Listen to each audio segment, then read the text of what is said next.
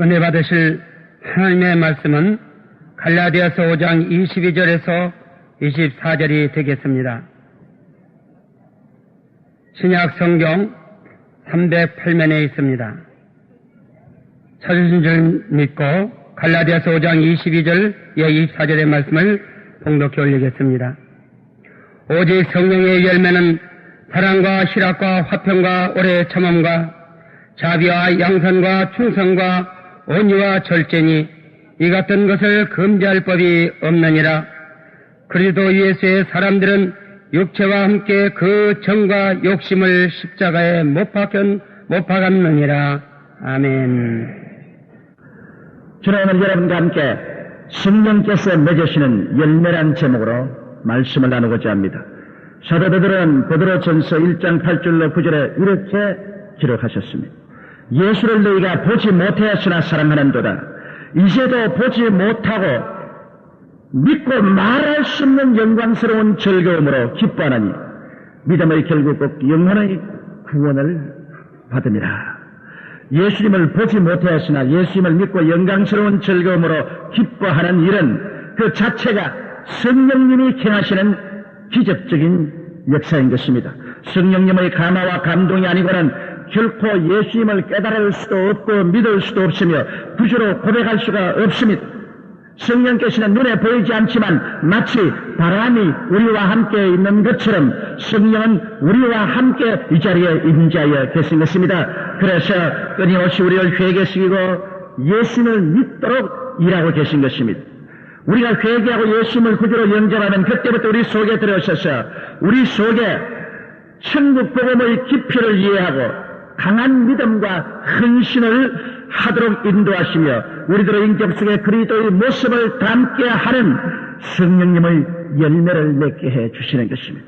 오늘 우리는 성령께서 우리들을 통하여 맺으시는 열매를 알아보고 기도와 믿음으로 성령께 순종하여 이 하늘의 보배로운 열매로 우리의 삶이 가득해야만 하겠습니다.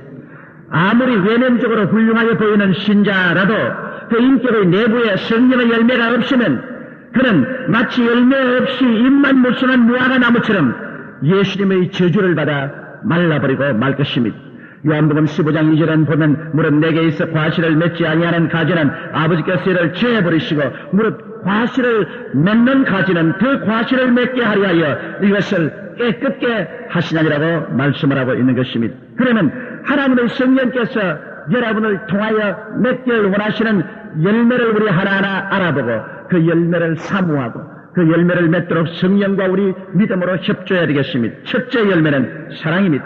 성령께서 맺으시는 사랑은 정욕적인 사랑인 에로스가 아닙니다. 헬라어의 에로스의 사랑은 정욕적인 사랑을 말하는 것입니다. 또 우정의 사랑인 필레오 사랑이 아닙니다. 친구와 친구 간에 사랑하는 그런 사랑도 아닙니다. 부자 간의 사랑인 스톨케 사랑도 아닙니다. 이와 같은 사랑은 모두가 그 정도의 차이는 있으나 주고받는 조건부 사랑인 것입니다. 그러나 성령께서 맺으시는 사랑은 하나님의 사랑, 즉 아가페 사랑인 것입니다. 아가페 사랑은 희생적으로 주는 사랑인 것입니다. 무조건적인 사랑인 것입니다. 일방적인 사랑인 것입니다. 하나님이 세상을 이처럼 사랑하사 독생자를 주셨으니 이는 누구든지 저를 믿으면 멸망하지 않고 영생을 얻으려는 것은 아가페 사랑인 것입니다. 희생적으로 주신 사랑이요, 무조건적인 사랑이요, 하나님께서 죄인된 우리를 향해서 조건 없이 일방적으로 사랑해 준 사랑인 것입니다.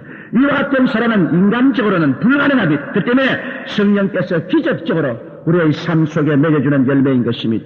그런데 이 아가페 사랑이 기본에 깔려야만 건강한 가정, 건강한 사회, 국가 및 세계가 될 수 있는 것입니다. 그러면 우리는 매일 성령께서 우리의 생애 속에 이 아가페 사랑을 맺을 수 있도록 간구하고 성령께 협조해야만 하는 것입니다. 둘째로 성령께서 우리의 삶 속에 맺으시는 사랑은 희락의 역사인 것입니다.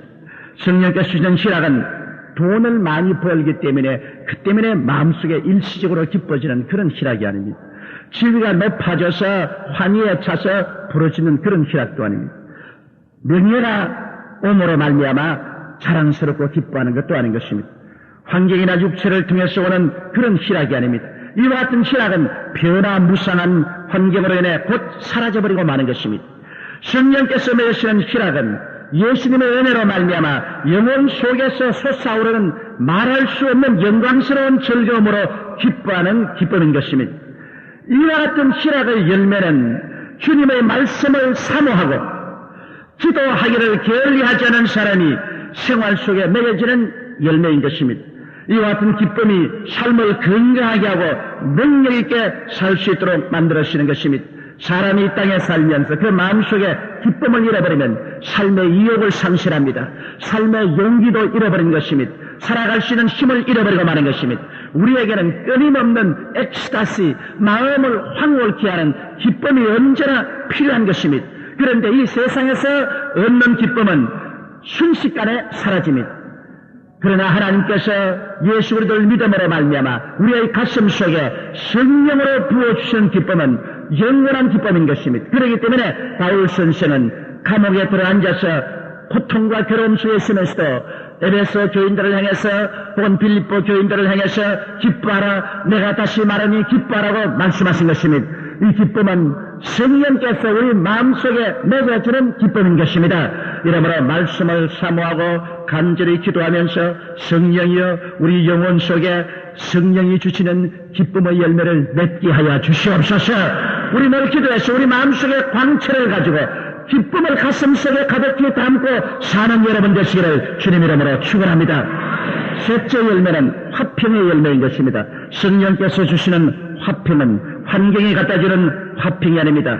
어느 부자가 화평에 대한 것을 묘사한 그림을 얻기 위하여 유명한 화가들을 집에 청하여 대접을 잘하고 그림을 그리도록 했습니다. 당선되는 작품은 고가로 사겠다는 약속은 물론 했습니다. 그래서 화가들이 열심을 다하여 이 부자가 그를 쳐다볼 때마다 마음의 화평을 느낄 수 있는 그림을 그리려고 전력을 기울이고 그 그림을 완성하고 난 다음에 그 부잣집 정문에 와서 이 그림을 전시했습니다. 그리고 부자가 고가로 사줄 것을 기대했습니다. 그런데 한 사람의 그림 앞에 부자가 섰습니다. 그 그림은 보니 평화롭고 호젓한 전원의 모습을 그린 그림입니다. 손은 누워서 여물을 씹고 닭은 목을 쭉 뻗고 정오의 시간을 알리게 큰 소리로 꺾기하고 울고 있고 개는 한 곳에서 늘어지게 잠을 자고 있습니다. 그게 불안한 정자는 아무것도 없습니다. 반드시 그 그림을 살 것이라고 생각했는데 이 부자는 그 앞에서 잠시 서 있다가 고개를 끄덕끄덕하고는 지나가 버렸습니다. 두 번째 그림을 보았습니다. 두 번째 화가는 할아버지, 할머니, 아버지, 어머니, 자녀들이 함께 모여 오손도손 이야기를 나누는 아름다운 장면을 그린 그림이었습니다.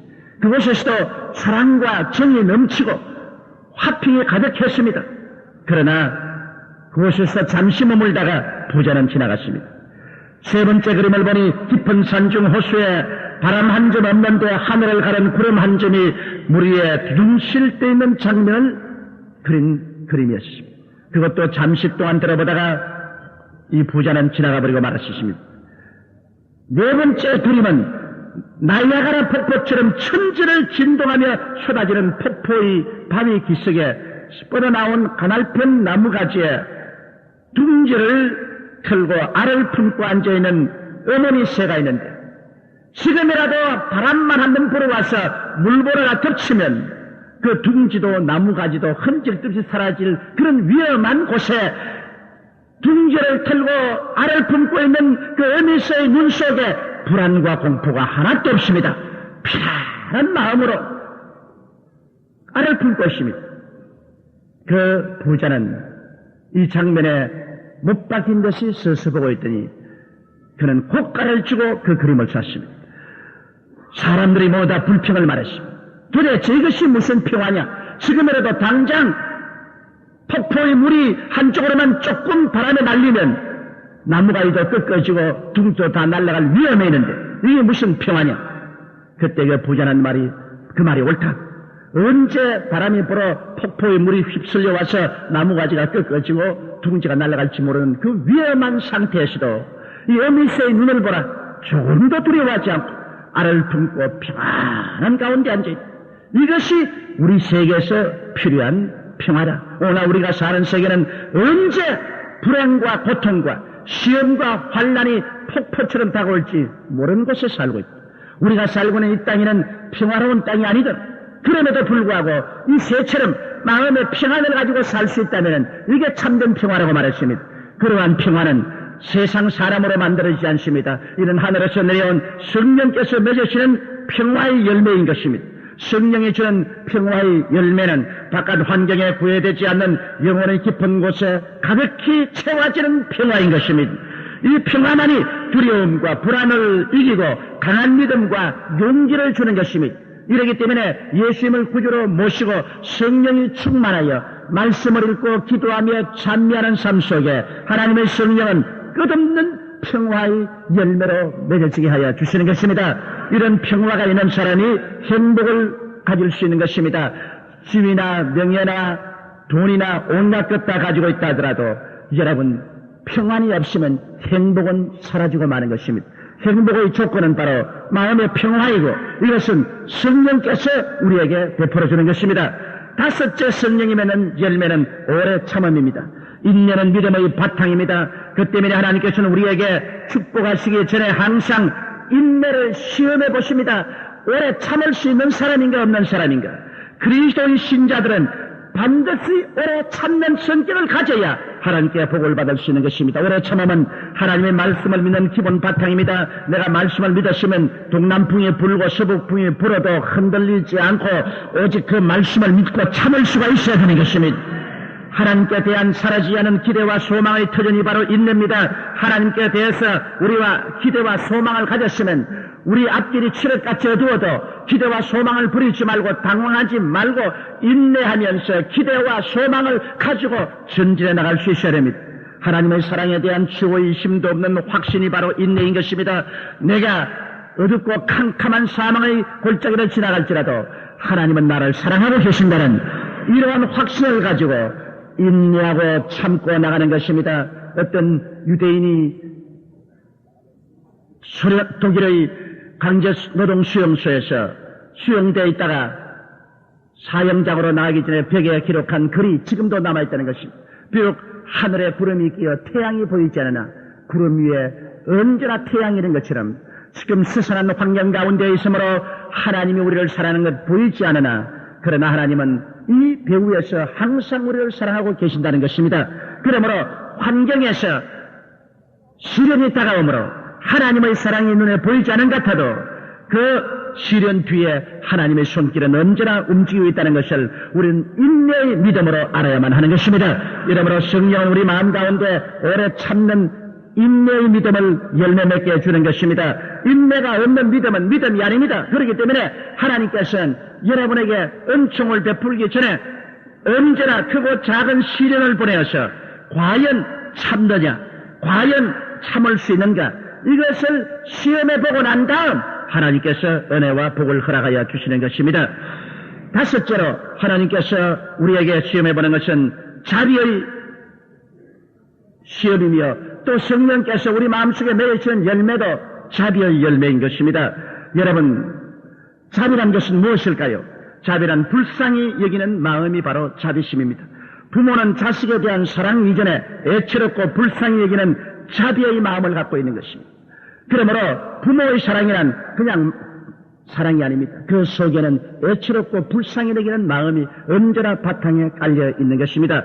이와 같이 하나님께서 사람을 지었을 때는 처음에 그 마음속에 사랑과 자비심을 가지고 지음을 받았습니다.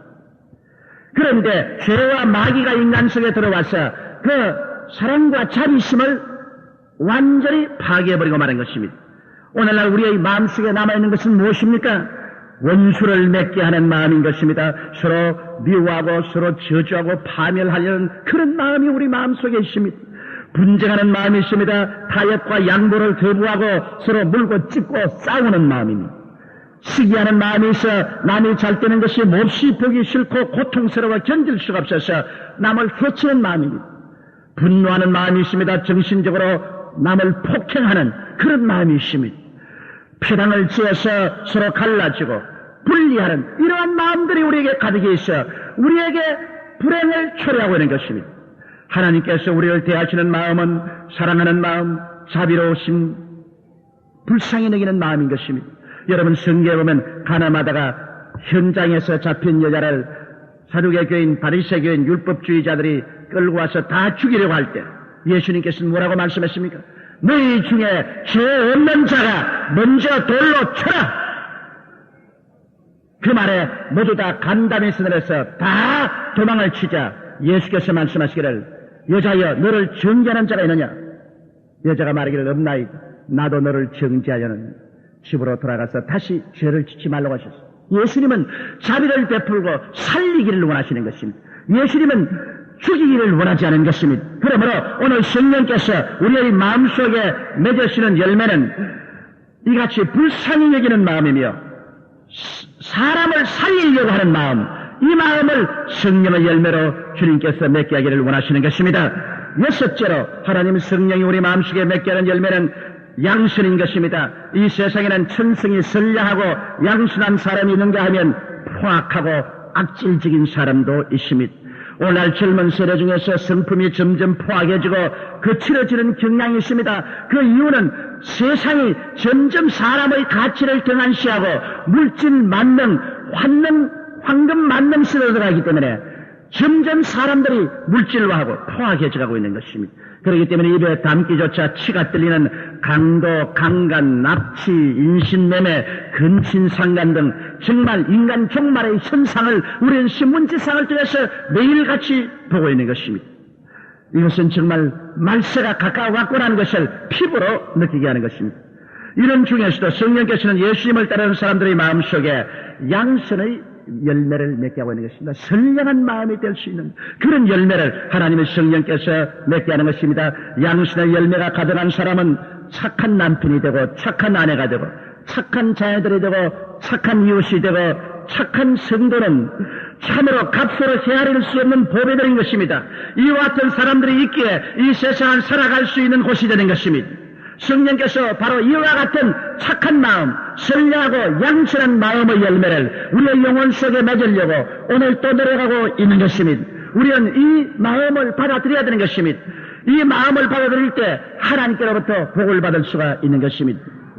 그리고 일곱째는 성령은 충성의 열매를 우리 마음속에 맺게 해주시는 것입니다. 충성심이란 어떠한 경우에도 변절하지 않고 한결같이 섬기는 마음인 것입니다. 이 충성심이 오늘날 얼마나 필요한지. 오늘날 사람들은 만나면 자기의 이해상관으로 곧장 변절합니다. 그리고 배반합니다. 그리고 서로를 비난합니다. 그러나 점점 이와 같은 충성심을 이 세상에서 찾아보기 힘들어집니다. 예수님의 12제자 중에 가룟 유다는 정난하게 예수님을 배반했고 11제자도 생활 환경에 억압을 당하고 어려워질 때 그들은 다 변절하고 도망친 경험이 있습니다. 사도 바울은 말세에 충성심을 상실한 세대가 올 것을 예언하셨습니다. 디모데후서 3장 1절로 4절에 보면 내가 이것을 알라 말세에 고통하는 때가 이르리니 사람들은 자기를 사랑하며 돈을 사랑하며 자긍하며 교만하며 회방하며 부모를 거역하며 감사치 아니하며 거룩하지 아니하며 무정하며 원통함을 풀지 아니하며 참사하며 절제하지 못하며 사나우며 선한 것을 좋아하지 아니하며 배반하여 팔며 조급하며 사고하며 쾌락사랑하기를 하나님 사랑하는 것보다 더하는 시대가 온다고 말씀한 것입니다. 이러한 것들이 사람들의 마음속에 충성심을 빼앗아가 버리고 마는 것입니다. 오늘날 일본 사회가 강한 것은 일본 사람들은 그들의 소속한 집단에 대한 충성심이 말할 수 없이 뜨겁습니다. 그 때문에 그들은 세계 최대의 경제 대국을 이루어놓고 만 것입니다. 우리 한국 사회의 크나큰 병폐는 우리 한국은 국가에 대한 충성심도 집단에 대한 충성심도 사회에 대한 충성심도 갖고 있지 않습니다. 우리 한국의 가장 부족한 것은 충성심의 부족인 것입니다. 그러나 우리 하나님을 섬기는 사람은 하나님 아버지와 예수 그리스도에 대하여 죽도록 충성해야만 하는 것입니다. 배신자는 결코 천국에 들어가지 못합니다. 성령께서 주님의 백성들의 마음속에 이 충성스러운 마음의 열매를 맺으려고 애를 쓰고 있습니다. 성령 요한계시록에 너가 죽도록 순수하라. 그래야만 내가 생명의 면류관을 내게 주겠다고 말씀하신 것입니다. 주를 믿는 사람만이라도 우리는 하나님 아버지와 예수님과 교회에 대하여 그 나라와 그 일을 먼저 구하며 충성스러운 마음을 가져야 되는 것입니다. 여덟째로 하나님의 성령께서 우리 마음속에 맺으시는 열매는 온유의 열매인 것입니다. 온유는 따뜻하고 부드러운 마음, 잘 길들임을 받아 순종하는 마음을 뜻하는 것입니다. 여러분, 산과 들에 사는 사나운 짐승은 대개 거칠고 험한 삶을 살고 늘 위험에 노출됩니다. 곰이나 사자나 호랑이나 여우나 이런 온유하지 않은 길들임을 받지 않은 짐승들은 험산 줄령 바위 틈에서 살고 낮은 들로 내려오지를 못합니다. 언제나 위험에 노출되고 심한 어려운 환경 가운데 고통을 하고 삽니다. 그러나 온유한 짐승들 보십시오. 사람이 기르는 가축은 온유한 짐승들이며 길들임을 잘 받은 짐승들입니다. 그들은 사람의 보호와 돌봄을 받아 평안하고 복된 삶을 사는 것입니다. 이처럼 여러분, 우리 사람의 생각에는 사나운 사람들이 이 세상에서 잘 살 것 같이 생각합니다. 협박하고 공갈하고 폭력을 사용하고 남에게 해를 가하는 사나운 사람들이 잘 살 것 같지만은, 그러나 아직 우리의 경험 속에 보면 이와 같은 사나운 사람, 폭력배들이 이 땅에서 화평을 즐기고 잘 사는 것을 우리가 보지 못합니다. 그러나 성경이 약속하는 것은 무엇입니까? 온유한 자는 복이 나니 저희가 땅을 차지할 것이라고 말한 것입니다. 온유한 자는 땅을 차지하고 풍부한 화평으로 즐길 것이라 했습니다. 왜 그러냐? 온유한 사람은 우리 하나님께서 친히 돌보아 주시기 때문인 것입니다. 하나님이 함께해서 복을 주실 것입니다. 그렇기 때문에 주님께서는 악한 자를 대적지 말라고 하셨으며, 오른뺨을 치면 왼뺨을 돌려대며 오리를 가자면 십리를 가고 그것을 달라면 20가지 죽으라도 악한 자와 싸우지 말라고 하셨습니다. 온유한 사람이 현실적으로 눈에 보기에는 언제나 손해를 보고 상처를 입는 것 같지만은 먼 눈으로 보면은 땅을 차지하고 풍부한 화평으로 사는 사람은 온유한 사람, 온유한 민족이 그렇게 되는 것입니다. 그러므로 우리는 우리 마음속에 성령이 맺기를 원하시는 이 온유의 열매를 받을 때 하나님께서 그와 더불어 우리에게 넘치는 복을 주시는 것입니다. 아홉째 열매는 절제의 열매인 것입니다. 절제는 분수에 맞게 조절하고 사는 것을 말하는 것입니다. 아무리 좋은 것이라도 넘치는 것은 좋지 않습니다. 잘하나 우르나 치우치면 그것은 나쁜 것이 되는 것입니다. 좋은 것도 절제가 있어야 좋아지는 것입니다. 뜨거운 신앙은 좋은 것입니다만, 그러나 절제를 잃어버리고 뜨거운 신앙 갖는다고 해서 가족과 생활을 저버리고 도를 넘치게 되면 광신이 됩니다. 나는 지금도 내 마음속에 잊어있지 않습니다. 한 사람이 자기를 주의 종으로 써달라고, 내가 서대문에 있을 때 사무실에 왔는데 제가 그 사람에게 물었습니다. 당신은 무슨 자격으로 우리 교회에서 일하기를 원합니까? 그러니까 나는 뜨거운 신앙을 가지고 있습니다. 당신이 뜨거운 신앙을 가진 증거가 무엇입니까? 그러니까 나는 예수를 위해서 우리 처자를 분토와 같이 버렸습니다. 그래서 내가 앉아있다가 나도 당신을 분토와 같이 버립니다. 그렇게 말했습니다. 그것이 분수를 뛰어넘은 조절이 안 되는 신앙인 것입니다. 그래, 하나님을 믿는 사람이 자기 처자를 분토와 같이 버린 것이 그게 신앙이라고 생각한다면 이것은 대단한 잘못된 병든 신앙이 되어버리고 마는 것입니다. 여러분, 오늘 시한부 종말론에 빠져서 광신적으로 날뛴 사람들이 어떤 사람들이니까 모두 절제를 잃어버린 신앙 때문인 것입니다. 주님이 강림하신다면 우리가 있는 자리에서 열심히 아버지는 아버지라고, 어머니는 어머니라고, 자식은 자식을 이루려고, 생산직은 생산직에 종사하고 사무직은 사무직에 종사하면서 예수를 잘 믿고 있으면 주님이 오시면 그대로 올라가는 것입니다. 그대로 혹은 자다가 올라가고, 혹은 일하다가 올라가고, 혹은 아침밥 먹다가 올라가고, 언제고 내가 그리스도를 중심에 모시고 성실한 인생을 살아가면 어느 자리에도 올라가지. 날짜를 정해놓고 떴다 놓았다 집안을 다 버리고 가정을 버리고 모여가지고서 열광적으로 고함을 치고 이래서 잘 믿는 사람이었는데, 이런 사람을 주님께서 데리러 오지 않습니다. 주님이 정말 강림하신다면 이런 사람은 버려 있는 것입니다. 절제 있는 신앙, 아담한 신앙, 정상적인 신앙, 이런 신앙을 하는 것이 참된 신앙인 것입니다. 그러므로 하나님은 물질 세계나 영적인 세계에서 똑같이 정확한 질서와 평령의 법도로 다스리고 계신 것입니다. 나쁜 일은 말할 필요 없거니와 좋은 일에도 언제나 절제와 밸런스, 즉 평형을 잃어버리면 이것은 신앙이 아닙니다. 여호수아는 여호수아 1장 7절에 오직 너는 마음을 강하게 하고 극히 담대히 하여 나의 종 모세가 내게 명한 율법을 다 지켜 행하고 좌로나 우로나 치우치지 말라. 그리하면 어디로 가든지 형통하라고 말한 것입니다. 치우친 신앙은 좋은 것이라도 그것은 결국 나쁜 것으로 변화되고 마는 것입니다. 이러기 때문에 우리는 중용지 도를 취할 줄 아는 그런 마음을 가져야만 되는 것입니다. 그러므로 성령은 절제의 영이신 것입니다.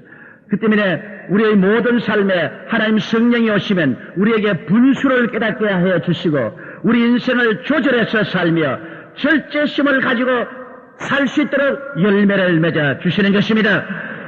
구원받은 성도들 안에는 당장 성령께서 들어오셔서 그때부터 열매 맺기 시작하는 것입니다. 우리들은 성령의 소원을 쫓아 열매 맺기를 소원하고 그 열매를 간구할 때 하나님의 성령은 우리에게 충만한 열매를 맺게 해주시는 것입니다.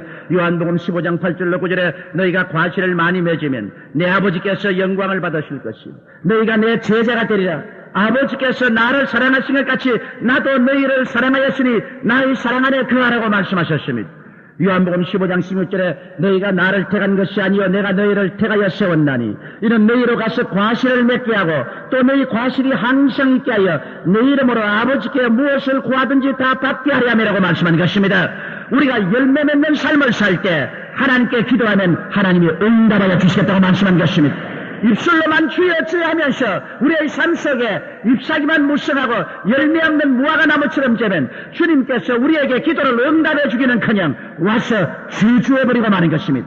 이러므로 우리는 예수를 믿고 구원을 받은 시민 성령을 우리 속에 모시고 있습니다.